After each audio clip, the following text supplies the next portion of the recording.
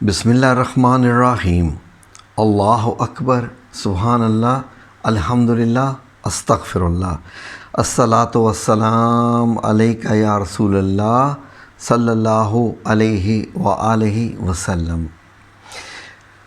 नाज़रीन, हमारे बहुत सारे नाज़रीन हमारे इस चैनल पर वो ज़्यादा वज़ाइफ़ करने में इंटरेस्ट रखते हैं और शायद हमारे चैनल को सब्सक्राइब करने की वजह भी उनको जो है वो एक ऑथेंटिक वज़ाइफ़ चाहिए कि ज़ाहिर है कि हर बंदे के अपने मामलात होते हैं, हाजात होते हैं, तो उसके लिए वज़ाइफ़ किए जाते हैं। तो इसलिए वो बहुत सारे लोग अटैच होते हैं। अब वज़ाइफ़ का मामला जो है वो थोड़ा से उसको समझने की ज़रूरत है, उसको थोड़ा सा समझने की ज़रूरत है। नाज़रीन, वो ये मामला है कि देखिए, अल्लाह रब्बुल इज़्ज़त ने जो है वो सब की किस्मतों का हाल जो है वो तकदीर, ये सारा मामला लिख रखा है।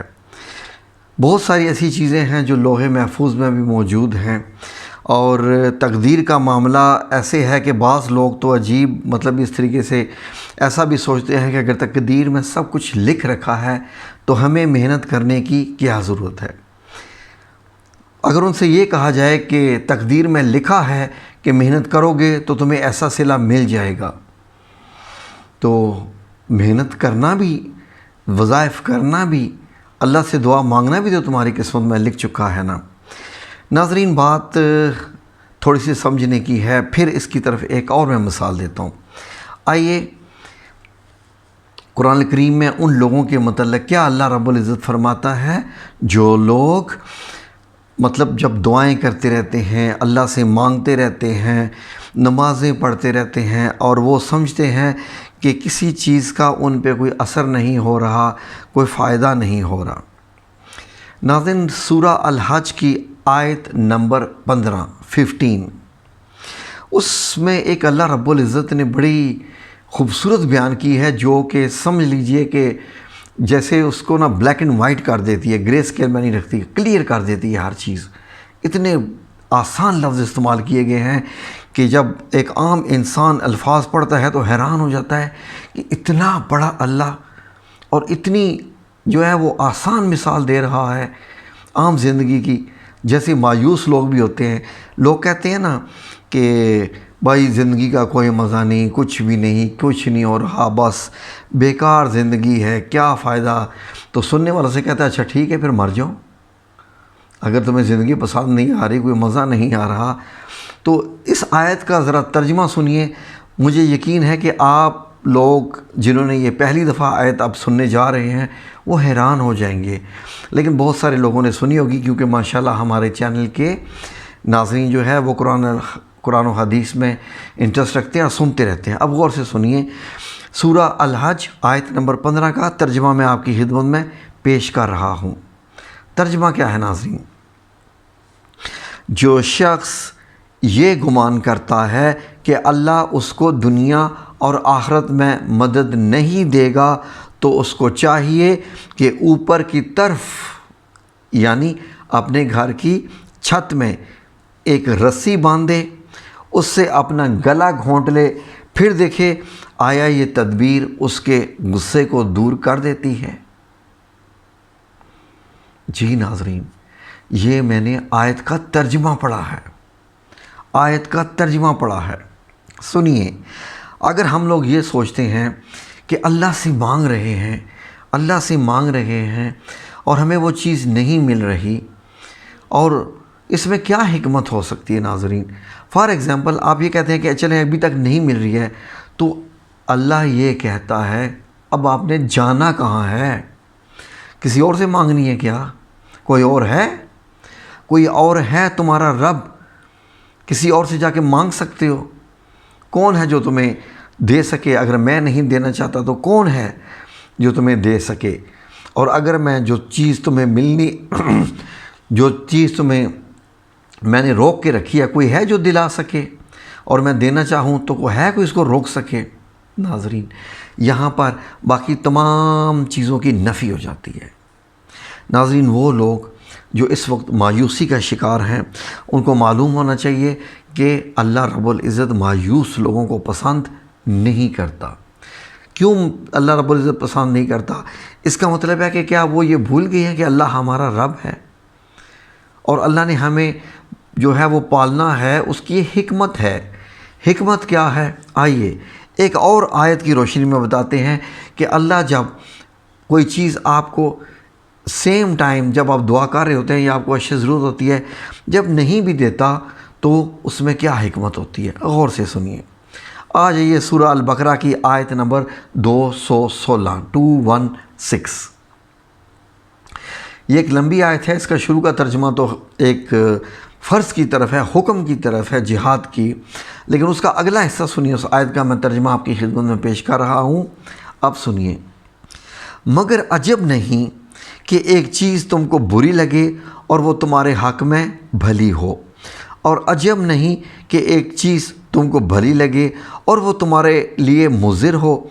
ان باتوں کو اللہ ہی بہتر جانتا ہے اور تم نہیں جانتے۔ لیجیے ناظرین، مجھے ایک چیز ملی، کوئی بھی ایک چیز مجھے ملی، فار ایگزامپل میں کچھ بھی لیٹ سے کہ لوگ کہتے ہیں اوہو میری یہاں شادی کیوں ہوگی، مجھے تو یہ لڑکی پسند ہی نہیں تھی۔ کتنے معاملات ہیں، لڑکیاں کہتی ہیں میری شادی ہوگی، مجھے تو یہ لڑکا پسند ہی نہیں تھا، یہ کیسے ہو گیا، کس طریقے سے ہو گیا، مجھے تو پتہ ہی نہیں چلا۔ اس کے علاوہ اور کتنی چیزیں زندگی میں جو آتی جاتی رہتی ہیں۔ تو ناظرین، اب آپ کو پتہ چل جانا چاہیے کہ اللہ نے آپ کو وہ کچھ دیا ہے جو آپ کے حق میں بہتر ہے۔